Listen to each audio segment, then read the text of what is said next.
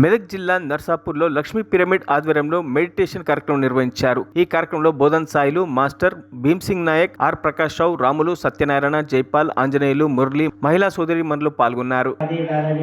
2011 నుంచి నేను meditation programme start చేసిన. మా అమ్మాయి కృష్ణవేణి అని పాంప్లెట్ ఇవ్వడం ద్వారా నేను ధ్యానం స్టార్ట్ చేసిన.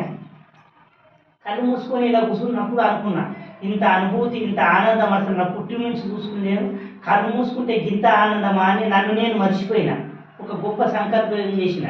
ఏ రోజు ధ్యానం చేయను, ఆ రోజు భోజనం చేయ, ఏ రోజు ధ్యానం చేయను, ఆ రోజు నిద్రపోనని కూడా ఒక గొప్ప సంకల్పం చేసిన. భోజనం చేయని రోజులు ఉన్నాయి, నిద్ర లేని రోజులు ఉన్నాయి, ధ్యానం చేయని రోజు ఒక్క రోజు కూడా లేదు. అలాంటి గొప్ప అవకాశం ఇచ్చిన పితామహ పత్రిక ఒకసారి మరి ధ్యానం ద్వారా ఏం మార్చుకుంటే అనుకున్న విజయాన్ని సాధిస్తాం. ఎలాంటి మన లోపల పోయినప్పుడు ఎలాంటి పాజిటివ్ ఎనర్జీ వస్తుంది, దానికోసం మనం తెలుసుకుందాం. ఓకే, అందరం కూడా మనం క్లాసు చేసినప్పుడు క్లాస్ విందాం, ధ్యానం చేసినప్పుడు ధ్యానం చేద్దాం. అందరం క్లాసే వింటాం వీలైనంత మాట. ధ్యానం చేయించినప్పుడు ధ్యానం చేపిస్తాం. ఓకేనా? ఏం మార్చుకోన్నప్పుడు అనుకున్న విజయాన్ని సాధిస్తాం.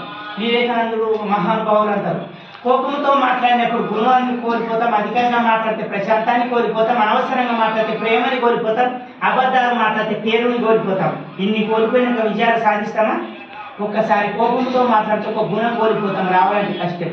అధికంగా మాట్లాడితే ప్రశాంతం కోల్పోతాం, రావాలంటే కష్టం. అనవసరంగా మాట్లాడితే ప్రేమని కోల్పోతాం, రావాలంటే కష్టం. అబద్ధాలు మాట్లాడితే పేరు పోతుంది. పేరు పోయినాక మనం ఉన్నా ఒకటే.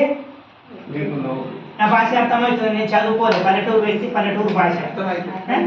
ఇంకో మాట, కోపంలో సమాధానం చెప్పద్దు, సంతోషంలో వాగ్దానం చేయొద్దు, ఒత్తిడిలో నిర్ణయం తీసుకోవద్దు, అవసరం లేని చోట అబద్ధం చెప్పద్దు.